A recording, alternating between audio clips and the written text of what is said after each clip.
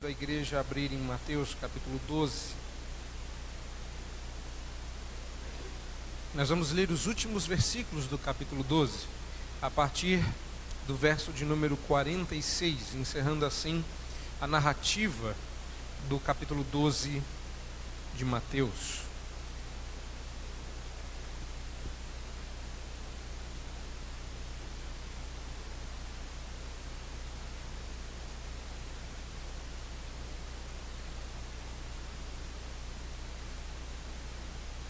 Após a leitura, eu quero convidá-los para que todos leiamos a confissão de fé de nossa igreja, símbolo da Igreja Presbiteriana do Brasil, símbolo de fé da Igreja Presbiteriana do Brasil, para nos prepararmos para a exposição deste texto. Vamos à leitura do texto, acompanhe na sua Bíblia.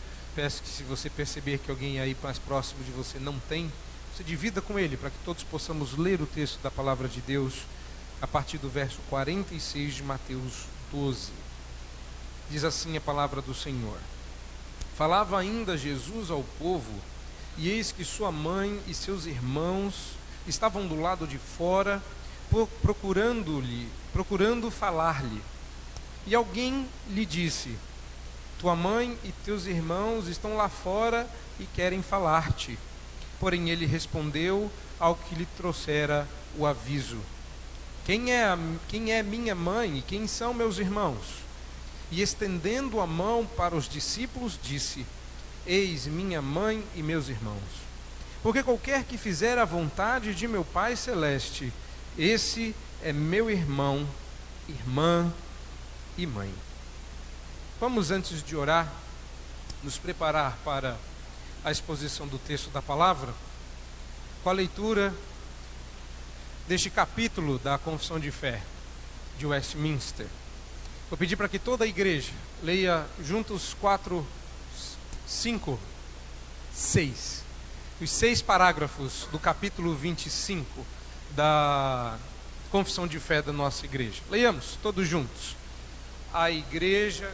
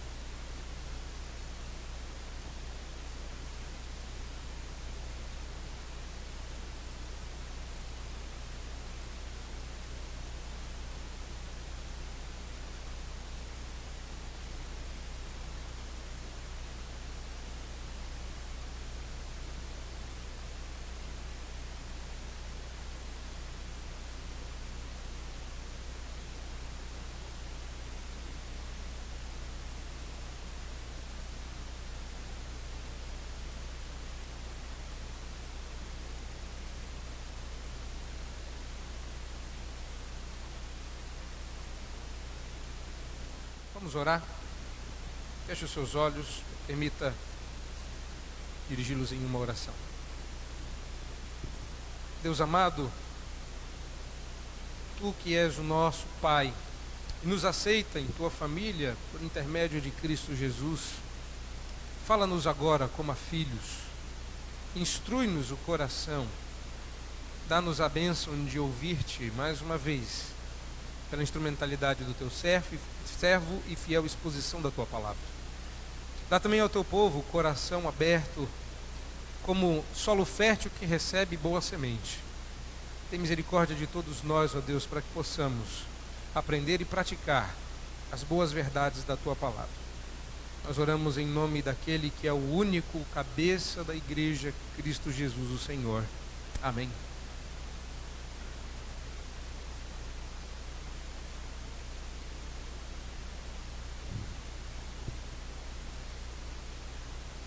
Esse é um texto cheio de curiosidades, eu quero adiantar. Nós vamos ter, nesse texto, inclusive uma forma de trabalharmos a questão da recente visita do Papa ao Brasil, porque algumas das doutrinas sustentadas por ele e pelos seus seguidores agora começam a ser buscadas e, na tentativa de serem novamente entendidas, podem trazer alguns transtornos só aos que ignoram o texto e a verdade de Deus. Mas esse texto não se presta a matar a nossa curiosidade, nenhum texto na Escritura se presta a isso. Os textos da Palavra de Deus nos foram dados para que nós possamos ouvi-lo, possamos viver nessa terra de maneira justa e piedosa, agradá-lo acima de todas as coisas, na busca por sua glória, e assim, fazendo com que sua luz brilhe de maneira tão intensa, que outros queiram ser participantes desta luz que vem em nós. O problema é que à medida que isso vai acontecendo, como nós acabamos de ver na Confissão de Fé de Westminster, as igrejas visíveis, que é a igreja visível, nós aqui reunidos, esse povo que está aqui, olha ao redor, veja, essas pessoas que estão sentadas ao seu lado, os membros dessa igreja, são a igreja visível. E essa igreja visível tem a missão, a nobre missão, de espelhar para o mundo uma realidade invisível. A igreja dos eleitos, a igreja invisível, que é assim que começa a confissão de fé. E nós também vimos que a igreja visível é mais ou menos pura, na medida que duas coisas acontecem. A primeira delas é o evangelho ser pregado de maneira fiel. Mas só isso não faz da igreja alguém ou uma instituição pura em si mesmo. Esse é o primeiro passo, é 50% do processo. Nós lemos que à medida que este evangelho é pregado, ele também precisa ser abraçado. A pureza da igreja está tanto no púlpito quanto nos bancos. Esta noite, nós não vamos falar da pureza no púlpito. Nós vamos falar da pureza no banco. Nós vamos falar da pureza da igreja que se senta no meio de vocês. Da igreja que vocês fazem parte. Da igreja que somos nós. Já temos ouvido e sido preparados por Deus, por outros instrumentos, outros pregadores, que assumiram, há semanas atrás, a prerrogativa de trazer mensagens à igreja, e a igreja vem sendo instruída naquilo que é a sua verdadeira marca. Já há algumas semanas temos ouvido que o Senhor Deus tem nos dito que nós precisamos reacender na nossa memória e no nosso coração o que é uma verdadeira igreja. Nesta noite não é diferente. Vimos que somos família de Deus na última vez que nos reunimos. E esta noite, quando voltamos para Mateus, caímos justamente no texto que dá continuidade a um tema que não foi imposto pela sequência da pregação, mas pelo próprio Deus, que em sua soberania resolve falar à igreja. Quem tem ouvidos para ouvir, ouça o que o Espírito está dizendo à igreja. Nós vamos nos lembrar do contexto de Mateus 12, porque da última vez que nós estávamos em Mateus, nós estudamos aí os versículos 43 a 45, um pouco antes disso, do 38, no sinal de Jonas. Nós vimos, em todo o contexto do capítulo 12, um contexto de reprovação e não aceitação do ministério de Jesus. Se nós olharmos isoladamente para o texto que nós temos na nossa frente, verso 46 até o 50, nós podemos correr o risco de interpretá-lo de maneira errada. Nós não vamos correr esse risco. Nós nos lembraremos desse contexto. Mas nós precisamos nos lembrar dentro do nosso próprio contexto. E qual é o nosso contexto? Ah, meus irmãos, nosso contexto é um contexto muito feliz ao passo que é triste. À medida que nós vamos tomando consciência da nossa familiaridade com Deus e com os seus santos, tem ficado mais difícil viver. A gente esperava que à medida que a gente fosse nos tornando mais crentes, mais piedosos, mais conhecedores do que Deus quer de nós, a vida fosse ficando mais fácil, como outras pessoas prometeram e não Deus. Nós temos visto e fomos alertados por Jesus, antes do ministério dele sofrer reprovação, que quando rejeitado o seu ministério, nós também seríamos na mesma medida. Não tem sido fácil. E por vezes nós nos sentimos rejeitados por todos, estranhos. Ninguém pensa como a gente, ninguém age como a gente, ninguém comunga desses mesmos valores. E às vezes nem mesmo a nossa família. Pense em você.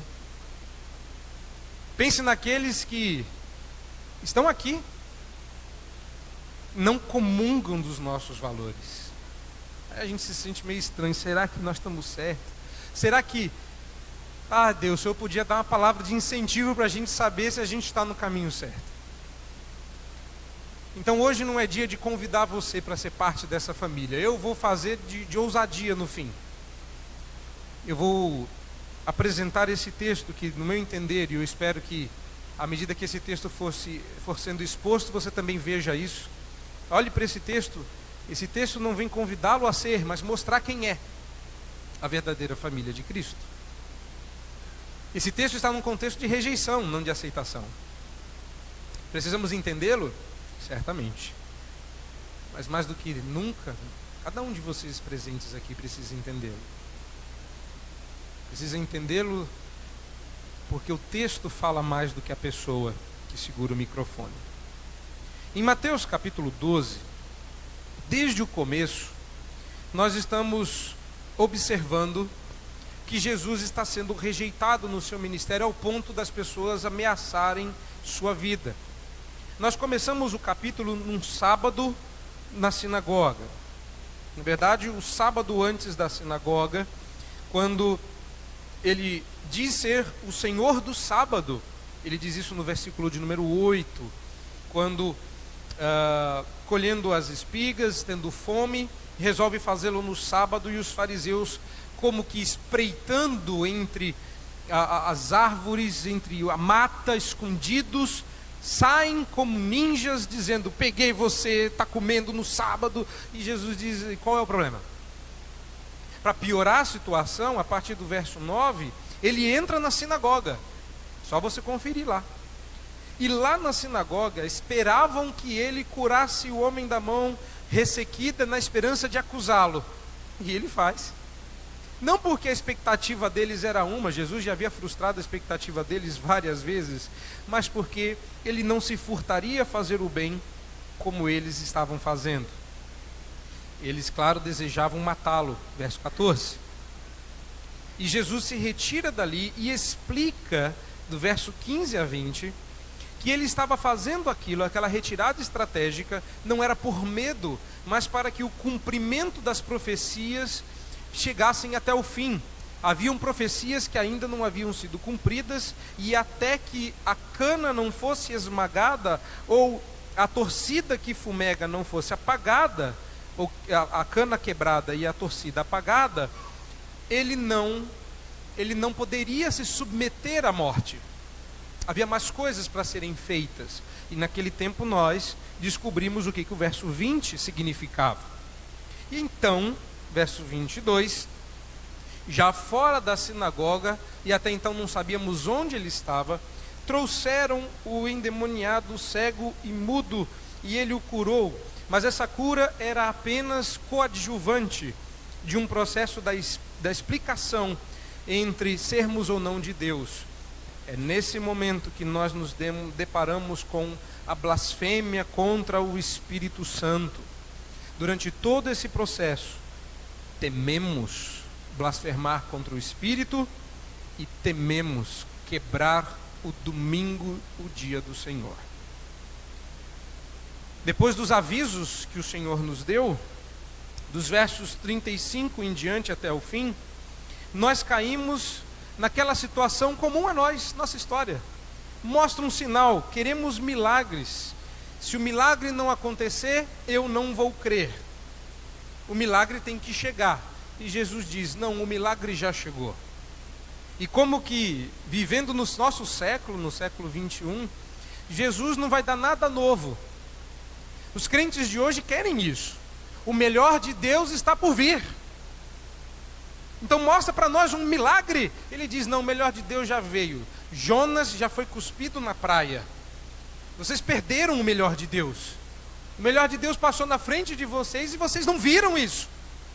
E então estão esperando vir o que já veio. E como crentes padeiros, estamos procurando uma caneta que está na nossa orelha. Alguém viu a caneta? Fala, essa que está pendurada na orelha? Meu Deus do céu. Nós estamos esperando o melhor de Deus. O melhor de Deus tem nome, viveu entre nós, morreu e ressuscitou. E nós ainda estamos esperando o melhor. Não, o sinal já foi dado, já está lá na Escritura. Vamos para a palavra de Deus. Mas é claro, o Evangelho não estava apenas sendo pregado, o Evangelho estava sendo vivido, o Evangelho estava sendo uma performance da vida de Jesus, também de suas palavras, de seus ensinos, mas de suas reações. E é aqui, no verso 46 até o fim, que nós descobrimos que esse tempo todo, Jesus não estava no meio da rua. É aqui que nós descobrimos que ele estava em casa. Se você der uma olhada no capítulo 13, no verso de número 1, você vai ver que naquele mesmo dia, Jesus sai de casa. E nos versos 46 e 47, nós descobrimos aí que existe uma questão de dentro e fora. Maria e os seus irmãos estão fora, Jesus estava dentro com os discípulos e os demais. Podemos até dizer que estavam ali naquela sala, naquele local, naquela casa, os fariseus, os publicanos, os que ouviam Jesus, os escribas que há muito tempo não apareciam e de repente voltaram no capítulo 12. Esse é o contexto. Jesus ainda estava a essa altura falando da estratégia de Satanás e do sinal de Jonas. Ele estava terminando aquele sermão em que ele explicava que nenhum sinal era mais importante do que aquele que já havia sido dado.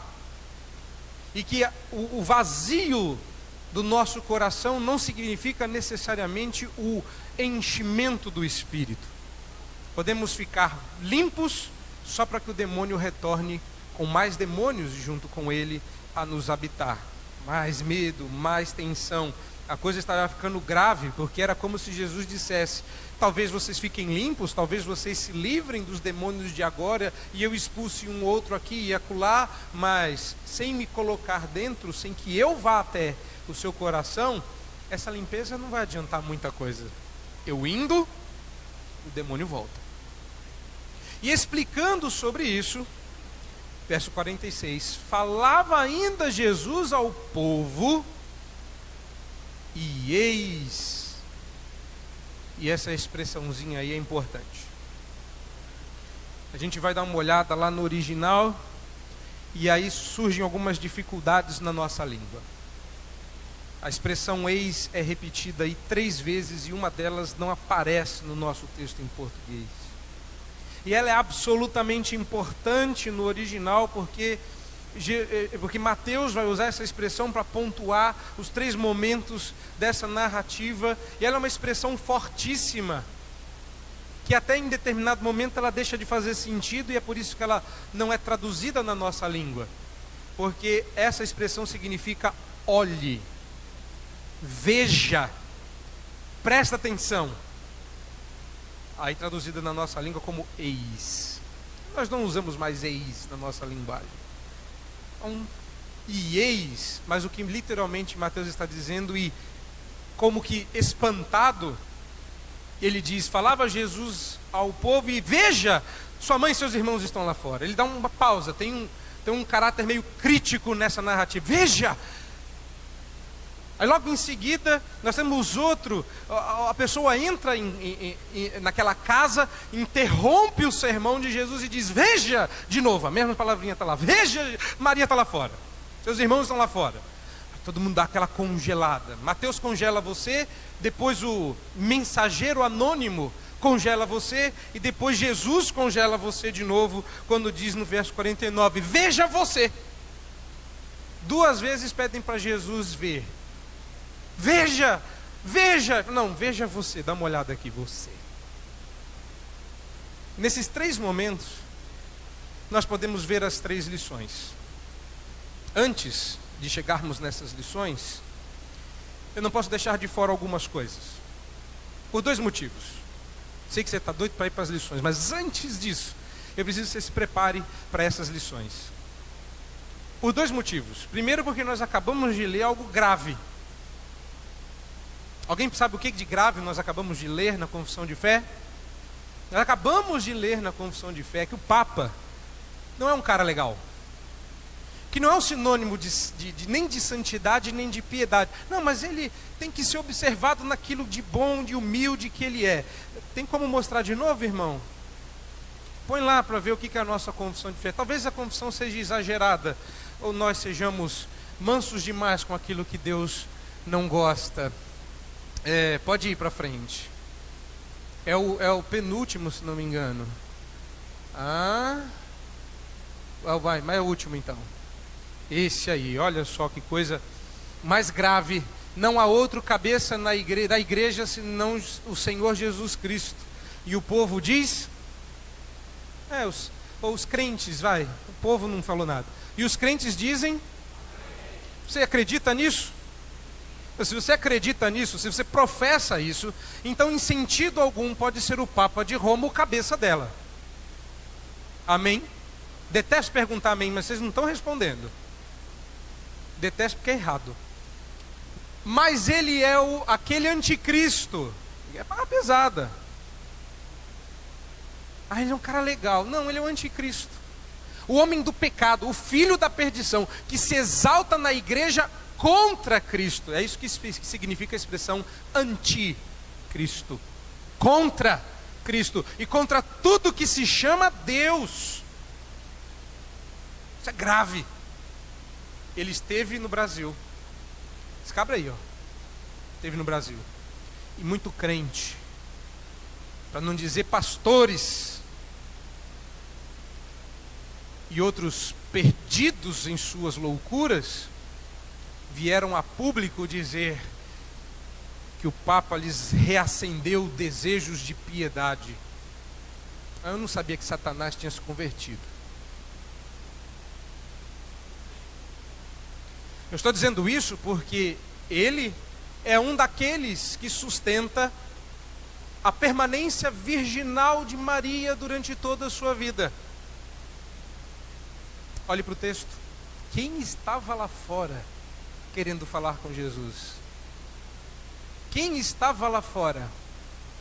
Viu aí?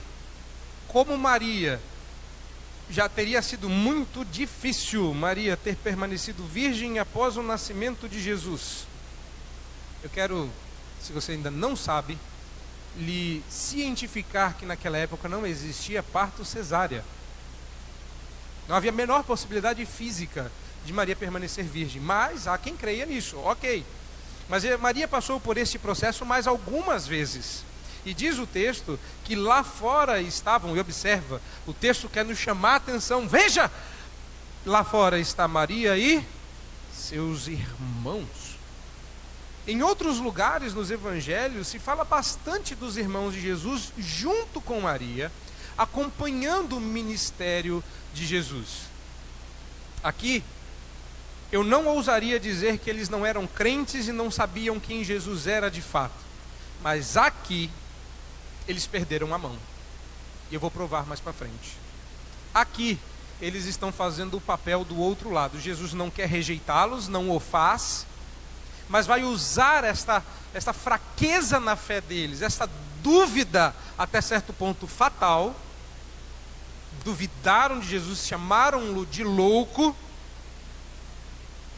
Jesus usa isso para ilustrar um outro ponto. Mas fica aqui, para nós, uma coisa muito interessante e muito importante. Jesus tinha irmãos. Claro que o texto não está aqui para nos mostrar curiosidades, mas é uma curiosidade. Jesus tinha irmãos, portanto Maria não permaneceu virgem. Maria foi uma mulher santa e crente como outras na Escritura, mas está aqui. A segunda coisa que eu quero mostrar em termos de curiosidade, para que nenhuma curiosidade desse texto nos tire a atenção dos pontos principais, é que lá do lado de fora estava somente Maria e seus irmãos. E se você observar no verso 50, quando Jesus retoma a frase para redimi-la, ele não repete essa frase, mas acrescenta um dado. Reparou? Lá fora estavam Maria e seus irmãos. No verso 47, 46 diz isso. No 47, quando repetido, o mensageiro fala de Maria e seus irmãos, ou mãe e seus irmãos. Quando Jesus fala no 49 sobre a sua mãe e seus irmãos, ele aponta para os discípulos, mas no 50, quando ele vai fechar o argumento, ele diz: esse é meu irmão, acrescenta o irmã e mãe. Quem ele esqueceu aqui na família? Está faltando alguém. Quem? O pai. Acreditamos que José, a essa altura, já havia sido recolhido por Deus para junto de si. E Jesus, então, quando vai replicar a indicação que sua família o esperava lá fora, não menciona o próprio pai, José. Eu já ouvi outras explicações. Ele não foi lá porque ele estava trabalhando. Então, os discípulos, então, desempregados. Não, irmãos, José já havia falecido. Se você quiser outra explicação que não essa, fique à vontade, mas o mais razoável é isto. De qualquer forma, não aparece aqui, pouco importa se está sendo mencionado pai, irmão. Jesus anula essas diferenças, porque ele vira para os discípulos, todos homens, e diz: aqui está a mamãe. Então o assunto aqui não é mãe, pai, irmão, mas família. E é nessa perspectiva que eu quero prepará-los para uma lição, ou para as lições do texto. Se nós olharmos superficialmente para esse texto, nós vamos ficar meio constrangidos com o que Jesus fez aqui. Parece que ele maltratou a família. Está Jesus na pregação e falando, ele interrompido, dizendo: sua mãe e seus irmãos estão te chamando lá fora. Um instantinhozinho só, quer dar um recado. Eu posso até, numa brincadeira, dizer que um diácono foi até lá com um papelzinho, está lá fora, ó. Vai lá, fala. E ele manda outro e diz assim: não, pega aqui, não vou mandar recado não, ó. Gente, aqui, ó, aqui estão meus irmãos e minha mãe. É uma cena interessante, ela me lembra outra cena tão real quanto esta. Parece falta de educação, mas a gente está sendo educado demais com quem não precisa disso. Estamos sendo condescendentes e amigáveis demais, esquecidos de Deus e sua glória. Não queremos ofender os nossos familiares, não queremos ofender os nossos amores, nossos amigos. A gente não liga muito para o que Deus pensa. O fundador da sua igreja, não dessa aqui, e nem da do Brasil, mas o pastor John Knox, ele tinha problemas bíblicos com o governo feminino, problemas que todos nós devíamos ter, mas não é assunto de hoje. E ele estava se preparando para o culto e orava no púlpito, como de costume. E enquanto se preparava para o sermão, o diácono veio, isso é uma história real, o diácono veio e disse assim: pastor, a rainha mandou dizer que está no templo. A rainha era a rainha conhecida carinhosamente como Maria a Sanguinária. Ela, se pudesse, teria matado John Knox umas 40 vezes. Vá ler a história para ver que isso é verdade. Então ele disse: pastor, a rainha mandou dizer que está no templo. John Knox mal ergueu os olhos e disse: então avisa para ela que Deus está no templo. E como se nada tivesse acontecendo, subiu ao púlpito, pregou e ainda apontou para a rainha e chamou a ela ao arrependimento. Já pensou se fosse aqui? É muito improvável que o presidente da nossa república sentasse no nosso templo e mandasse avisar que ele está no templo. Bom, já que de vez em quando acontecem algumas dificuldades na liturgia, eu não diria nada, eu trocaria para o hino de número 3. Deus está no templo, Pai onipotente. Acabou-se, já estava dado o recado. Por isso eu quero chamar a sua atenção para 3 preciosas lições aqui. Quero prepará-lo também para o fato contextual histórico, não apenas literário, ou seja, não quero apenas que você entenda esse texto dentro desse contexto de Mateus, mas na história. O que estava acontecendo? Se você quiser conferir, você pode abrir a sua Bíblia lá em Marcos, capítulo 3, 20 e 21. Lá em Marcos, nós somos informados que a família de Jesus estava lá, não para ouvir os seus doces e preciosos ensinamentos. A família de Jesus correu para lá, porque julgava que ele havia passado dos limites do razoável. E diz Marcos que a família de Jesus estava lá, porque dizia, ele está doidão. Não é isso que diz o texto? Bíblia na linguagem revista e corrompida, né? Mas olha para o texto, ele está fora de si, ele enlouqueceu. Eles não foram lá para ouvir das loucuras de Deus, que diz Paulo é mais sábia do que os homens. Eles foram lá para raptá-lo. Olhe para o texto, eles foram lá para tentar pegá-lo e levar para casa, amarrá-lo na cadeira e dizer, Jesus, até que você recobre o juízo, você não vai sair daqui porque você está louco, enlouqueceu. Pode isso? A família de Jesus, parece quem? Quem isso lembra? Você quando diz certas coisas para sua família. Olha, nós decidimos, um exemplo, nós decidimos que não vamos mais nos beijar no nosso namoro. Amarra o rapaz, porque ele está doido. Ele está fora de si, isso é loucura. Se disseram isso de você, dê as mãos para Jesus e vá para o mesmo lugar que ele. É um lugar bom, eu quero adiantar.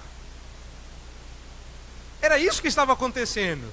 Então, quando o povo vem dizer assim, olha, sua mãe e seus irmãos estão lá fora, Jesus não precisou perguntar o que eles queriam. Várias vezes nesse texto, inclusive nesse capítulo, é dito que Jesus sabia o que as pessoas pensavam. É dito que, sabendo da intenção deles, Jesus se retira. Jesus sabia porque sua mãe e seus irmãos estavam lá fora. E por que eles decidiram sair e chamar Jesus para cá. Eles não iam lá tentar tirar Jesus. Vai que tem mais gente doida que concorda com ele. Eles falaram, não, vamos chamar Jesus aqui fora, que a hora que ele chegar, a gente pega ele, entra no carro e sai correndo. Vocês entenderam pegar no carro, né? Teve gente que... Carro. Era para ser engraçado, mas tudo bem. Portanto, 3 lições eu quero mostrar para vocês a partir desse contexto. Jesus sabia que estava sendo rejeitado. Jesus não está num contexto de aceitação. E é por isso que ele vai usar essa situação, que até certo ponto de Jesus era mestre nisso, de pegar uma situação que lhe parecia desconfortável, desconcertante, e usar isso para a glória de Deus, usar isso para revelar-se. Então lá está a família dele, dizendo, vem aqui fora ver um negócio. Aí ele fala, não tenho família lá fora, minha família está aqui dentro, essa é a minha família. Eu quero que você comece a se perguntar esta noite, se você é a família de Deus, de verdade. Se você não quer fazer parte dessa família, eu não sei o que eu vou falar para você. Por que você está aqui? O que você veio fazer aqui? Eu não quero fazer parte dessa família. Tá, então vá assistir o Fantástico. Vai para casa, meu querido, vai dormir. Vai ver seu jogo. Você não quer fazer parte da família de Deus? Você está com dúvidas? Se você quiser fazer parte da família de Deus, preste atenção, mas mais do que isso, eu não quero só oferecer, eu quero que você vasculhe o seu coração. Você é família de Deus? Você faz parte da igreja invisível? Começo com algumas perguntas, 3 perguntas. Primeira delas, dentro ou fora? Você onde está? Lembrou? Como é que é a musiquinha? Eu ouvi ela sendo cantada hoje. Quem sabe? Quero as crianças cantando. Quem sabe? Não sei. Quem sabe? Todos os adultos, todas as crianças, de 8 a 80.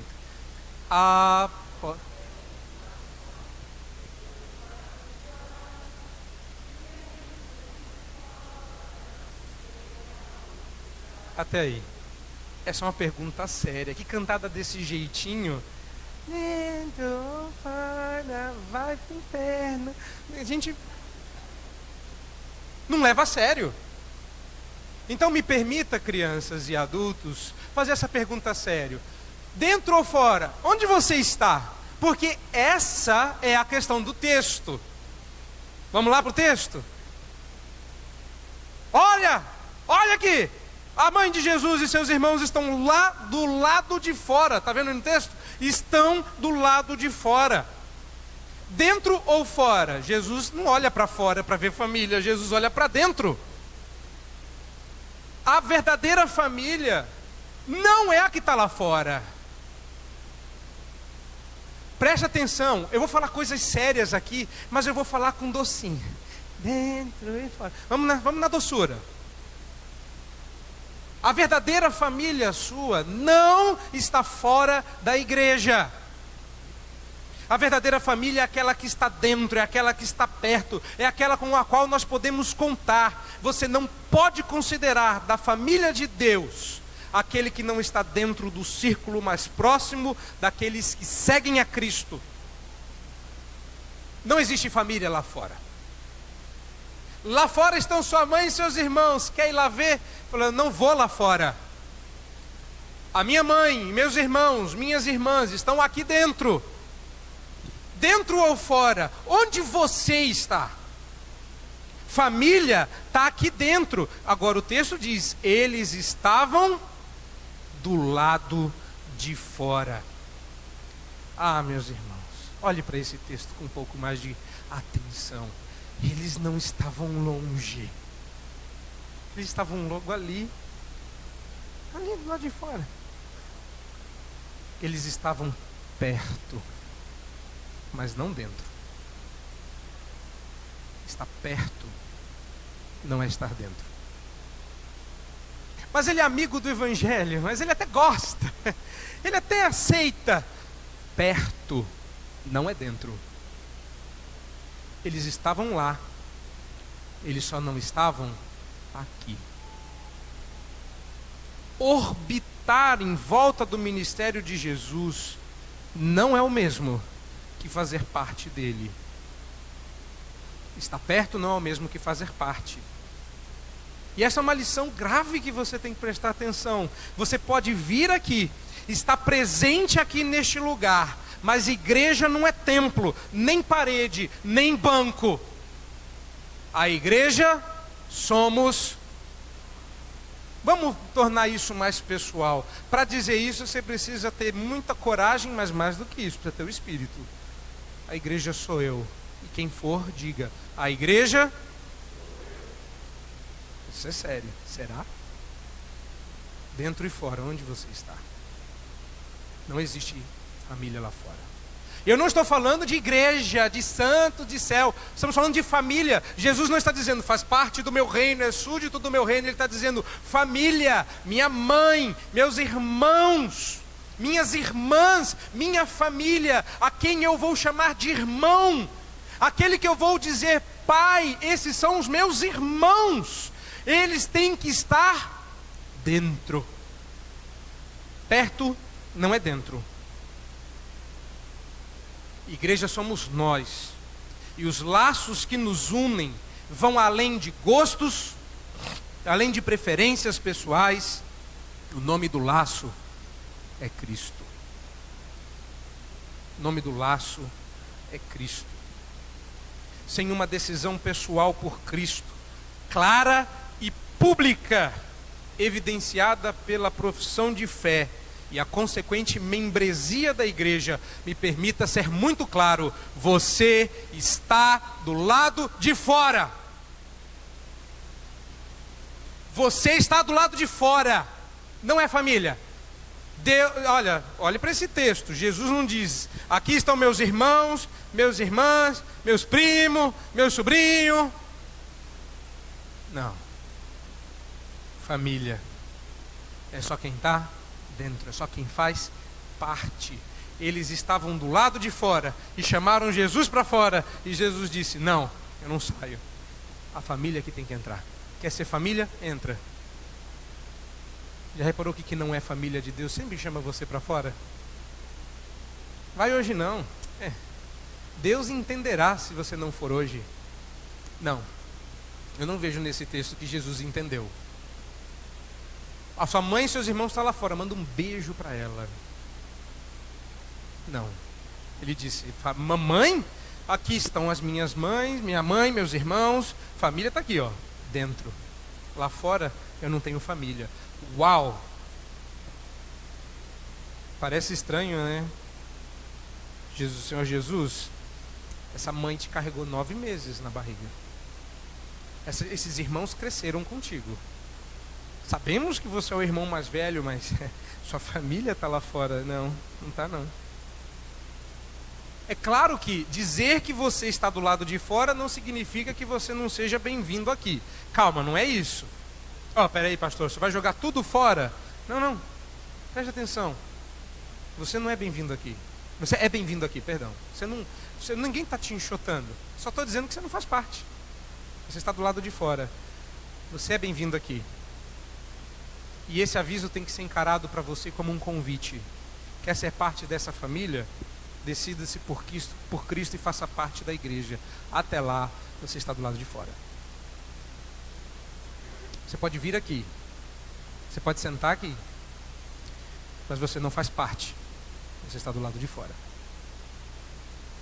Vamos para o próximo. Veja, preste atenção.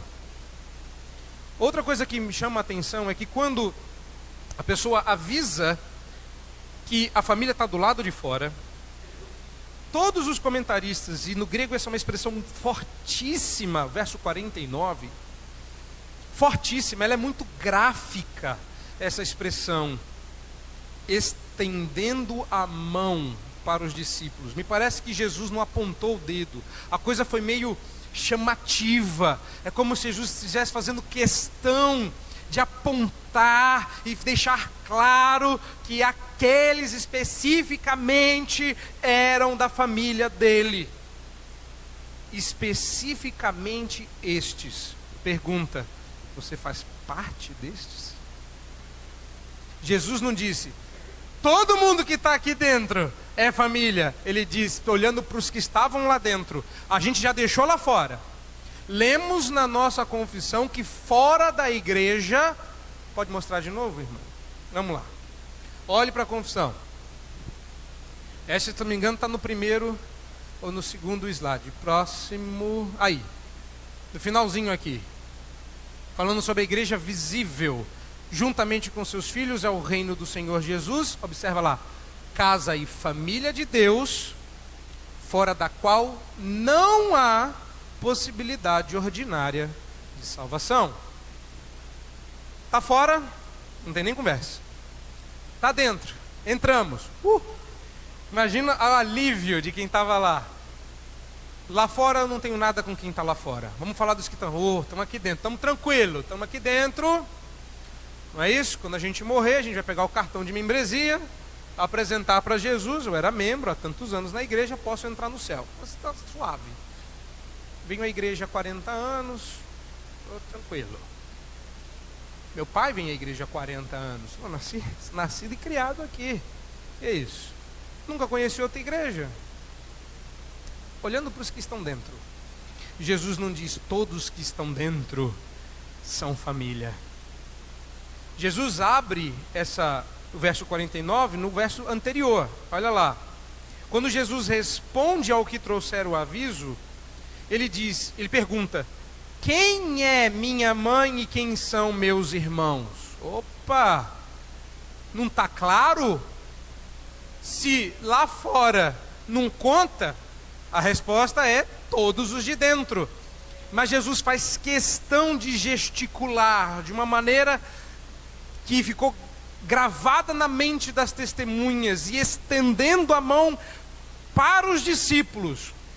Não é o abanar da mão de Jesus que chamou a atenção, mas ele fez com que sua mão acenasse para aqueles específicos.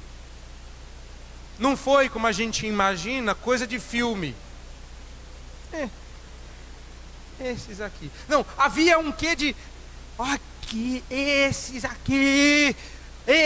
aqui que são meus irmãos. Jesus estava fazendo com que a gente prestasse atenção, que a coisa é específica. Entrar não é tudo. Entrei, estou seguro? Não. Pensando que é só vir aqui falar, creio em Deus Pai, Todo-Poderoso, Criador dos céus e da terra, está resolvido. Não é? Não. Não é. Jesus não está dizendo que salvará a igreja visível. A igreja visível tem que mostrar a igreja invisível. Mas só os eleitos serão salvos. Não são os membros da igreja que serão salvos. São os filhos de Deus. É a família de Jesus que será salva, e não os membros da igreja. É claro que nenhum filho de Deus deixará de ser membro de uma igreja, mas nem todos os membros da igreja são filhos de Deus. Precisamos entender isso. É claro que a gente não sabe. E eu não quero que você saia aí tentando discernir quem é e quem não é. Você tá fora, hein? Você tá na soleira, né? Não. Não é isso que a Bíblia quer que você faça. Sair investigando quem é crente e quem não é. Eu estou dizendo aqui para todos, e eu quero que todos ponham a mão na consciência e se perguntem: você faz parte do grupo específico? Não existe salvação fora da igreja, mas nem por isso afirmamos que todos que estão na igreja fazem parte da igreja. É por isso que Paulo, quando escreve aos Romanos, diz: nem todo mundo que diz que é Israel, nem todo mundo que descende de Abraão é israelita de fato. Mas eu sou descendente de Abraão. Era assim que eles batiam no peito: nós somos filhos de Abraão. E Jesus está dizendo: não, vocês são rejeitados. Os filhos de Abraão são segundo a promessa, são os filhos da fé. Nunca foi diferente. É claro que a membresia numa igreja visível pode ser um grande indício de que você é crente e faz parte da família de Deus, mas eu não posso garantir a ninguém que é isso que lhe dará certeza da salvação. Uma outra questão que nós podemos ver no texto é que nem todos que estavam ali dentro com Jesus eram da família dele. Grave isso. Nem todos que estavam ali dentro eram da família. A gente olha aqui e fala: espero no céu, cuidado. Pode ser que não. Pode ser que não. Isso é sério. Você tem tanta certeza de que é salvo, de que é crente, de que vai para o céu, de que nem se pergunta se o Espírito tem agido no seu coração. Que não se pergunta realmente se você faz parte daqueles que Jesus conhece. Conhecer Jesus, que bom. Mas e Jesus? Ele te conhece? Ele sabe quem é você? Peraí, mas Jesus sabe de todo mundo. Vamos lembrar lá, quando no dia do juízo, nós vamos aparecer lá. O que diz Jesus lá no Sermão do Monte? Apartai-vos de mim, os que praticais a iniquidade. Vocês conhecem o texto, digam: eu nunca. Opa, a pergunta não é se você conhece Jesus, a pergunta é: e Jesus te conhece? Jesus aponta para você e diz: é aqui, esse aqui, ó, né? Esse aqui. A coisa tem que ser específica. Assim que eu entrei no seminário, eu não sabia nada dos mapas da Bíblia. Olha, se me soltassem lá, eu não voltava para casa. E não era lá na Jordânia, não, era lá no seminário, porque eu entendido de tudo. E eu me lembro da primeira aula de arqueologia e história da Bíblia. E que o professor, tentando testar os nossos limites, pedia para um dos nossos colegas: mostra aí no mapa. Ele contava história e falava: mostra aí no mapa. Algumas salas no seminário tinham mapas naquela época pendurados. Ainda tem? Tinha um mapa, uma só, né? Pois é, eu me lembro daquela sala. Mapas pendurados na parede. E tinha um aluno sentado debaixo de um dos mapas. O nome dele era João, coitado. João, mostra aí no mapa. Ele pegava, com toda a finesse, pegava a sua caneta e circulava o mapa todo. Aqui, ó. Aí o pastor, o professor, contava outra história, em outro lugar. Mostra aí, João. Ele levantava, pegava a caneta e circulava o mapa todo. Ele fez isso 4 vezes. No final eu falei: gente, é por ali. Aconteceu naquela região. Eu não fazia ideia de onde era. E no final ele falou: agora escrevam uma redação sobre o crescente fértil e mostrem ele no mapa. Não deu outra. Todo mundo desenhou o mesmo mapa, mostrando o mesmo lugar. Ninguém sabia. A gente olha para a igreja e fala assim: quem são os crentes? A gente pega a caneta, a gente fala assim: ó, esse povo aí, ó. Ei. Mas Jesus pega aquele alfinete e põe certeiro na sua cabeça: esse é meu, esse é meu, e esse é meu. Ele não é o nosso amigo João que passa a caneta e diz: todo mundo que está aqui, ó. Não. Jesus sabe quem você é. Jesus olha para você e diz: é minha família. Como é que eu vou saber, pastor? Calma, primeiro texto. O texto está dizendo isso. Eu quero que você comece a se perguntar. Agora ficou difícil, porque não depende mais de você.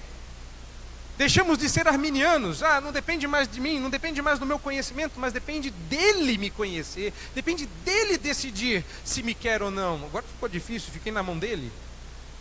Para que, por último,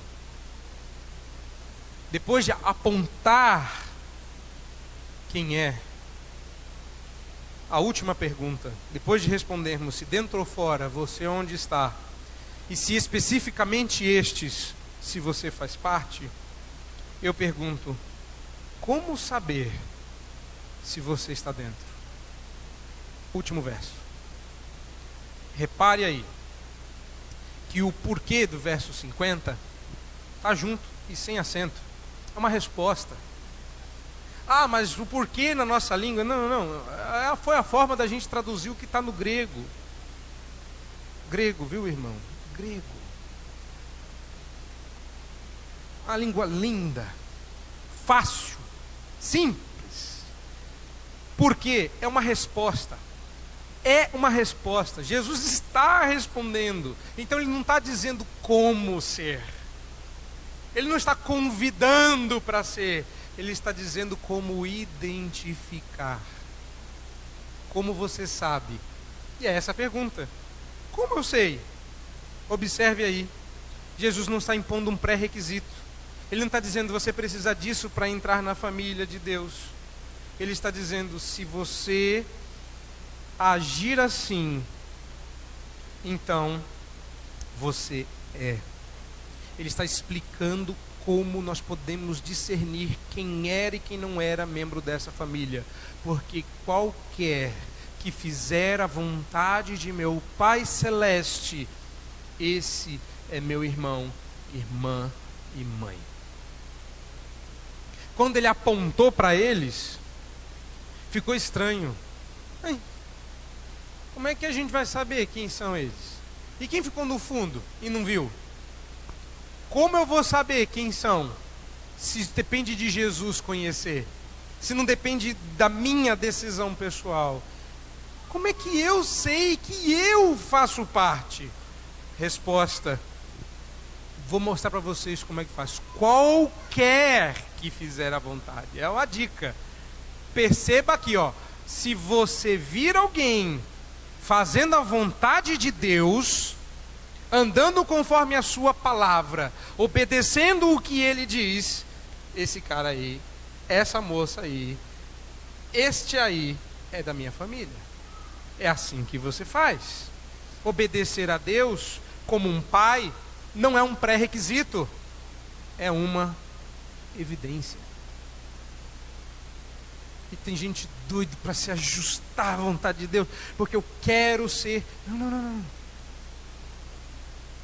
O texto não está dizendo que você precisa obedecer para ser salvo. Se o texto estivesse dizendo isso, seria salvação pelas obras. Ele está dizendo que a fé, ela é única para salvar, mas ela não vem sozinha. Ela vem acompanhada de obras, é possível perceber. Então, quando você olha em volta, sabendo do que você já ouviu, peraí, nem todo mundo que está aqui está dentro, nem todo mundo que está aqui dentro faz parte, peraí, a igreja não está pura, olha em volta, tem joio, como é que eu faço para distinguir quem é e quem não é família de Deus? Apesar da sua membresia. E Jesus diz, olha para ver se obedece Deus. Se não obedece Deus, está fora. Não é família, está fora. Não sou eu, não é a igreja, não é a confissão que está dizendo que você não faz parte desta igreja, é Jesus Cristo. Se o seu prazer não está na lei do Senhor, e se você não obedece à palavra de Deus, tenho más notícias para te dar, você está fora. Pode continuar membro da igreja, pode continuar vindo, você é muito bem-vindo. Mas não espere que Jesus diga quando te encontrar no dia do juízo, bem-vindo, irmão. E quando você estender os braços para abraçá-lo, ele dirá, te conheço? Suma. Porque ele disse, apartai-vos de mim os que praticais a iniquidade. Se você pratica a palavra de Deus, bem-vindo. Mas você não pratica você pratica por quê? Pensa em você e no seu relacionamento com seus pais. Obedecer a Deus como um pai não deveria ser, porque não é um peso para quem é filho, para quem o ama. Pense, você não obedece o seu pai só porque você o teme. Você obedece o seu pai porque a ordem do pai carrega um misto, uma dose misturada de amor e temor. Ou não é? Eu temo e amo. Tem horas que eu amo mais e temo menos. Tem horas que eu temo mais e amo menos. Mas sempre é temor e amor. Ah, mas lá em casa não é. Lamento, deveria ser. Obedecer o pai e a mãe, viu, crianças? Temos crianças aí, vocês ainda estão acordadas? Olha lá, obedecer pai e mãe devia ser gostoso. Ah, mas obedecer meu pai não é gostoso. Tem que ser, não é porque o pai dá uma ordem boa que você tem que obedecer. Obediência é bom, viu? Desobediência é ruim, entendeu? Não? É você mesmo, Ian. Ele está indeciso ainda, está pensando. O pai está ali, está olhando para ele. Está certo. Você não foi salvo porque obedeceu a Deus. Você foi salvo para obedecer a Deus. A obediência, o amor, o desejo de fazer a vontade de Deus não é a razão da entrada na família, é a razão de ter entrado. Eu não faço para entrar, eu faço porque entrei. Eu faço porque Deus agora é Pai. Eu quero saber o que agrada a Ele e eu quero obedecê-lo. O que agrada a Ele? Isso, vou fazer isso. Tem horas que eu vou esquecer disso e vou fazer o que eu gosto. Mas eu vou me entristecer quando eu perceber que isso não agrada a Deus. E quando isso acontecer, o nome disso é arrependimento. E eu voltar para os caminhos, isso é fé. E desejar ardentemente o agrado de Deus. Jesus diz, observou? Esse aí é meu irmão, minha irmã, minha mãe, minha família. É isso que Deus tem para nós hoje. o melhor de Deus, Cristo Jesus. Ele é a porta. É através dele que nós vamos nos tornar família de Deus. E por mais que você fique se perguntando aí como pertencer a essa família, como faço para ser identificado com Cristo e com aqueles que Ele indica como seus, embora esse não seja o ponto do texto, me permita encerrar, concluir essa mensagem dizendo: somente a fé em Jesus, somente ouvir e obedecê-lo pode fazer de você família de Deus.